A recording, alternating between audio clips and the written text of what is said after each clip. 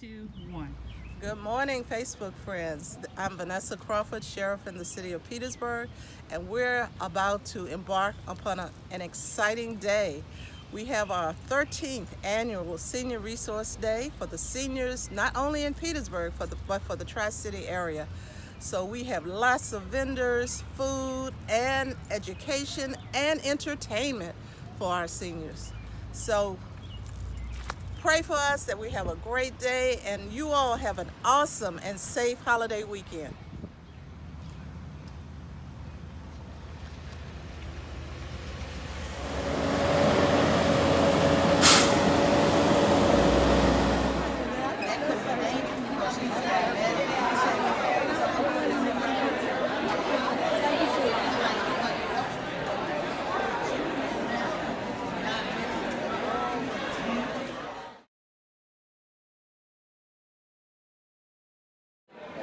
Hi, I'm Special Agent Leah Wynn with the Richmond Field Office of the FBI.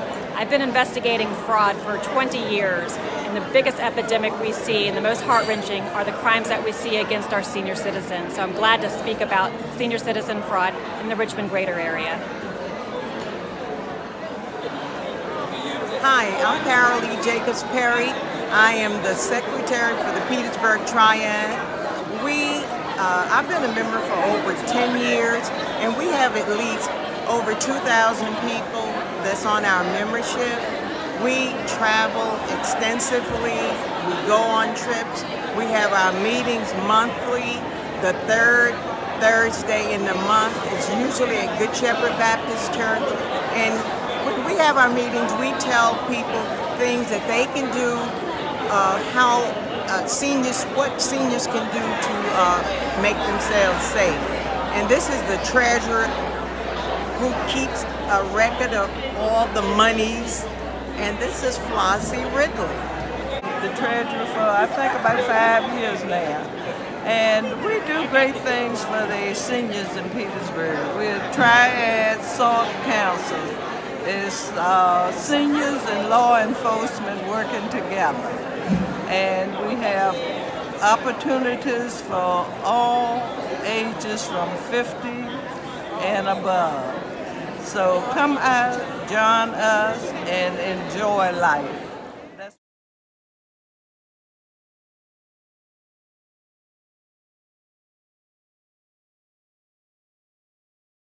For me, and again, I count it an honor. With that said, we're going to get started with today's program. Again, we're happy that you're here. We're starting the program today with a presentation of colors, and we have the Joint Honor Guards who will come at this time. So if you would, please rise. As well as our community. Our first speaker is none other, our 48th Attorney General of Virginia, the Honorable Mark Herron, who is with us this morning. He became our Attorney General on January 11th, 2014. He is working to keep Virginia families safe in their communities and neighborhoods, promote justice, equality, and opportunity for all Virginians, and provide legal services to the people of Virginia and our government.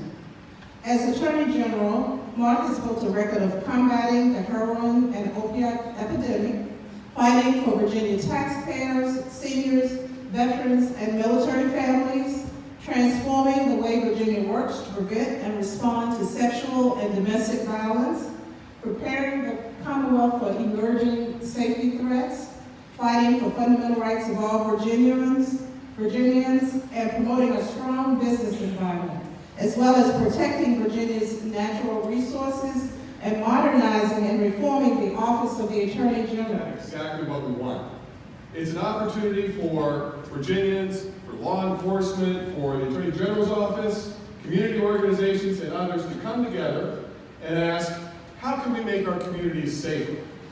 How can we help seniors hang on to their money? And how can we really strengthen those lines of communication, lines of trust between law enforcement and their community? You know, public safety threats, they're always changing, they're always evolving. And that means that we have to be nimble and flexible to make sure that we're giving you what you need in order to keep you all safe and make sure that you are, in effect, Virginians of all ages, including in retirement. And many times, older Virginians are specifically targeted because of their age. And you might think, well, why would they be specifically targeted? Why would they? It's because you all are from a generation where people trusted each other. Your bond was your word. And scammers know that. And so sometimes they think you're more vulnerable. But one of the things that TRIAD does is help you be more resilient and protect yourself from that. And TRIAD is going to help you do that. And you are going to be the hardest group in America to rip off. And so if those scammers think they're going to take advantage of you all, Virginia seniors, well, they've got another thing coming. It probably is. All right. Number 2, never send money up front, especially cash over the prepaid card. If somebody wants you to pay a little bit of money now in order to get a whole lot of money later, that is a dead giveaway. Something's wrong. And number 3, if you receive a solicitation, whether it's online or by phone or in person, take 24 hours. It's what I call the 24-hour rule. Talk to a friend, talk to a relative, call the sheriff, call my consumer protection office to see if we know that it might be, whether it's a scam. If it's legitimate, 24 hours isn't going to matter to them. But if it's not legitimate, digging into it a little bit to get some more information could save you a lifetime of savings. So those are just a few things to kind of take with you and keep in mind. As you can tell, TRIAD is something that I really believe in. It is a great program, and I want to thank you all for being a part of it. Sheriff Crawford, thank you for inviting me, and thank you for the fantastic work that you do every day with TRIAD. Seniors deserve the peace of mind and sense of security that a lifetime of building our community. I got through all of that. We, of course, already passed when they said that Obamacare. In Virginia now, we now have Medicaid expansion that said Obamacare is the Commonwealth of Virginia. While we were there, we said that people who have fines against them, and long as there are people because of finance who couldn't afford to pay them court fines, Commonwealth attorneys in this family, that we need to remove that and make sure that those people can work and take care of their families. They made a mistake, but second chances is what we're all about. And so the governor took care of that. Is that okay thing? So about 500, and probably our brothers and sisters and neighbors too, because both sides of the aisle said we're going to lose maybe $11 million, but we're going to let people get their driver's license back and be able to go to work. Is that a good thing? So we were able to get that done. Petersburg, Hopewell, and Richmond, those schools need extra money, right? So we were able to get an extra $25 million to help them, because it's not all they need, but to move in the right direction. Is that a good thing? We're able to do that. For teachers to say they want to teach, and in our systems we need them to be able to teach, and they have to deal with people with behaviors and need help. We were able to get school counselors to help them out. Is that a good thing? That's the sum of the key highlights of what we've been doing.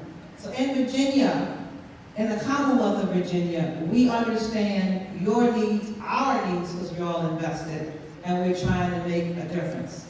When I have some time, there will be given out, and I didn't bring it with me because of all of the people that are here. There are legislative updates. We'll give some more about the positive things that we're doing in Virginia.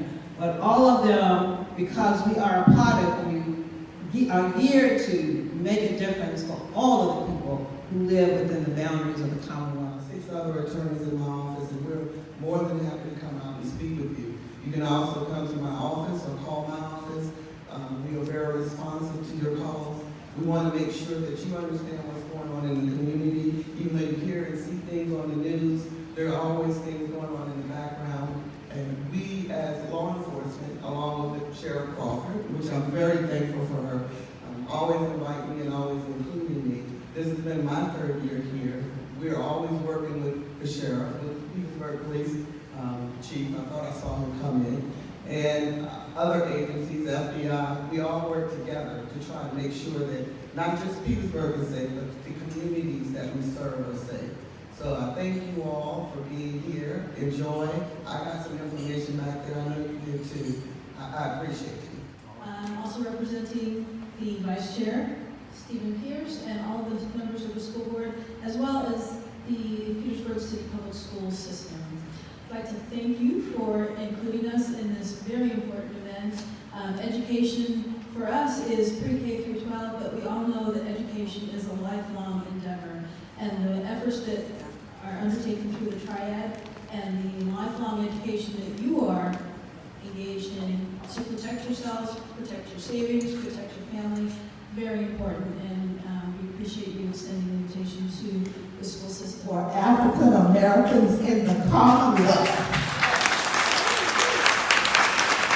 And what we want to do, ladies and gentlemen, is to keep that legacy of Peabody High School alive.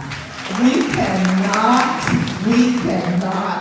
let the legacy of Peabody High School die.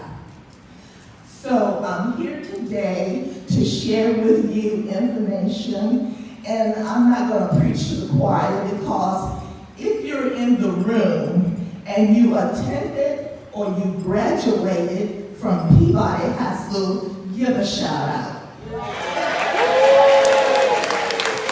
And that is the majority of the people here today. We want you to know that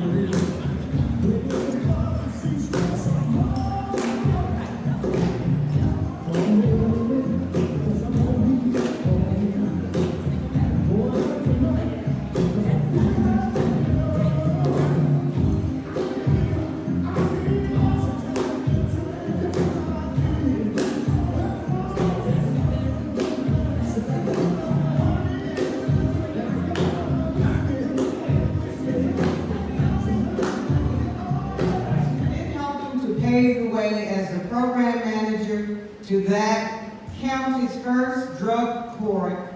Agent Wynn began her career with the FBI in 1999, assigned to the Norfolk, Virginia field office.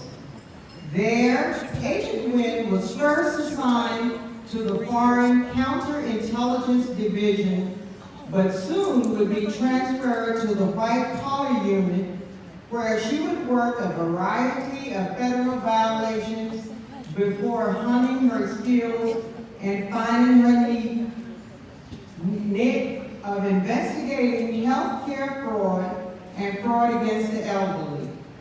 In her 20 years as a field agent, she has received multiple awards for bringing exceptional cases to prosecution, and has been recognized for her efforts in fighting health care fraud by the United States Attorney's Office and by the Virginia Attorney General Office Medicaid Fraud Control Unit.